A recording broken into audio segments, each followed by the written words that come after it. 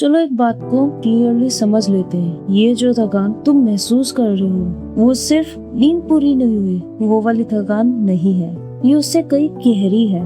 जैसे कहीं ना कहीं अंदर से आत्मा थक चुकी हो। ये वो थकान है जो धीरे धीरे जमा होती रहती है, हर चीज को कंट्रोल करने की कोशिश से, हर आउटकम को अपने हिसाब से मोड़ने की जिद से, हर छोटी बात को बार बार सोचने से और उस कांस्टेंट डर से कि अगर चीजें मेरे प्लान के हिसाब से नहीं हुई तो क्या होगा। और सच कहे तो कोई भी इंसान ये सब ज्यादा समय तक नहीं झेल सकता। एक पॉइंट आता है जब अंदर से बस एक आवाज आती है, अब नहीं।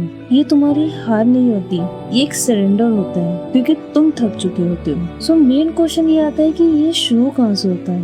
देखो हमारी ना कुछ हैबिट्स होती है, लाइक हर चीज को ओवर प्लान करना, हर सिचुएशन को कंट्रोल करने की कोशिश, हर बातचीत को बार बार एनालाइज करना और वर्स्ट केस सिनेरियो के बारे में सोचना। ये सब चीजें मिलकर तुम्हारी एनर्जी ड्रेन कर देते हैं एंड धीरे धीरे तुम अंदर से खाली होने लगते हो। फिर एक दिन आता है, तुम उठते हो और नोटिस करते हो वो पुश करने वाली एनर्जी सडनली गायब हो गई है। तुम कॉन्शियसली डिसाइड नहीं करते रुकने का, तुम्हारा माइंड और बॉडी खुद डिसाइड कर लेते हैं और तुम बस छोड़ देते हो। लाइक अब तुम हर बात को रिप्ले करना बंद कर देते हो, हर 2 मिनट में फोन चेक करना बंद कर देते हो और सबसे बड़ा अपनी एक जो रिजिड टाइपलाइन थी उसको छोड़ देते हो। और यही से शुरू होता है वो पैराडॉक्स कि जैसे ही तुम फोर्स करना बंद करते हो चीजें धीरे धीरे मूव करने लगती है। कोई बड़ा मिरेकल नहीं होता, बस छोटे छोटे सटल चेंजेस होते हैं। लाइक अचानक से तुम्हें कॉन्वर्सेशंस आसान लगने लगती है, अनएक्सपेक्टेड अपॉर्चुनिटीज तुम्हें मिलने लगती है, वो चीज जो पहले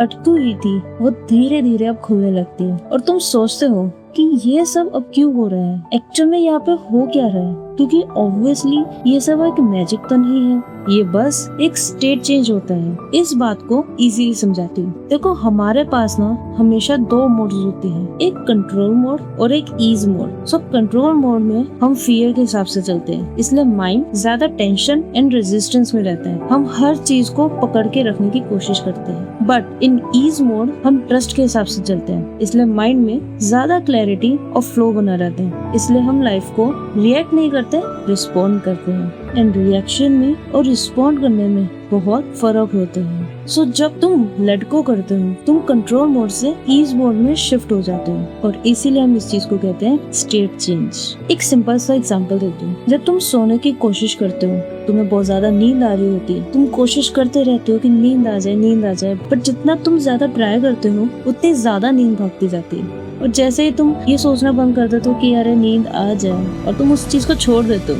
वही नींद खुद आ जाती है। एंड लाइफ भी कुछ ऐसे ही वर्क करती है। अब इस चीज को ये मत समझना कि लेटिंग गो का मतलब गिव अप करना होता है, ये तुम्हारा हार मानना नहीं होता, ये बस अपनी ग्रिप लूज करना होता है। तुम ये नहीं बोलते कि I have to make this happen, but तुम ये बोलते हो I will try but I won't suffocate you. So तुम लाइफ के गेम से बाहर नहीं जा रहे होते, बस खेलने का तरीका नेचुरल कर देते हो एंड चीजों को फोर्स करना बंद कर देते हो। जैसे ही तुम लेट गो करते हो तुम चेंजेस आते हुए देखते हो, तुम अंदर से हल्का फील करते हो, तुम्हें अंदर अपनी बॉडी लाइट फील होने लगती है, तुम्हारी जो एनर्जी है तुम्हें काम रखती है। अब तुम डेस्परेट नहीं रहते एंड तुम बहुत इजीली अपॉर्चुनिटीज एंड लोगों को अट्रैक्ट कर लेते हो। क्योंकि खुद सोचो, क्या तुम उस इंसान से बात करना पसंद करोगे जो हर टाइम टेंशन में रहता है, या उस इंसान से जो टेंशन होते हुए भी ईज मोड में रहता है? अगर इस सवाल का दिल से सच्चा आंसर दोगे तो तुम्हें अपना आंसर खुद मिल जाएगा।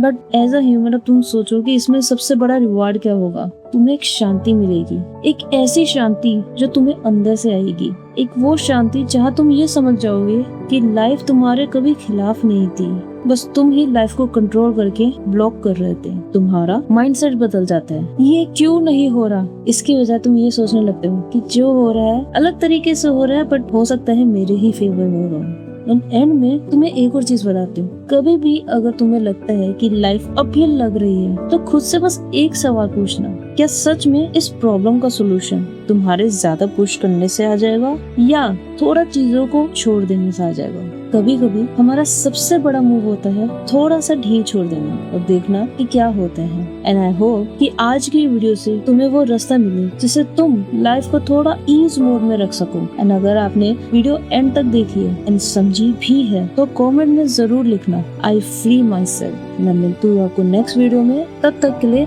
Take care.